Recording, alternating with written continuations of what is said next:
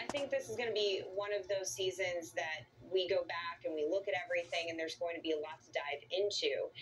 Again, this is what we got so far, and on average, we usually have 11 named storms. So, you know, some would say it's above average so far. I say if you're within one or two, you're pretty much at average.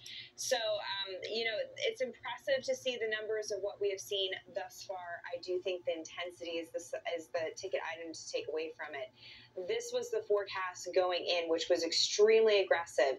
17 to 24 named storms from NOAA. CSU was calling for 23 after they made their adjustments, and we probably are going to come in below 20. When you think about the fact that we're sitting at, you know, 12 named storms thus far this season, and we have about 20% of the season to go, we probably will not catch that number of 23, which is wonderful. That's great. Nobody wants to catch that number, especially if they're close to land.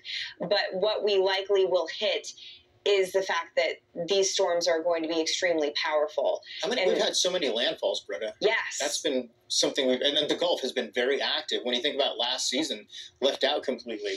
You know, certain years you have hotbeds, and this has been the hotbed. The impressive thing, too, is with these 4 landfalls, we still have water temperatures in the mid to upper 80s.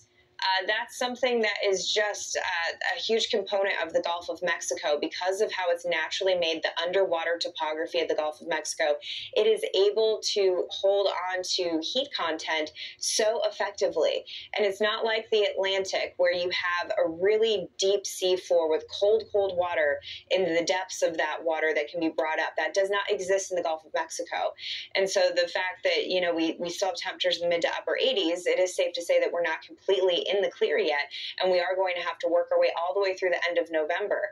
Now, we've talked about this fact, Craig, you and I, multiple times. The statistical peak for hurricane season is September 10th, which would be, you know, I'm just going to draw a line somewhere around here would be the peak. But notice what we have seen in the last several weeks.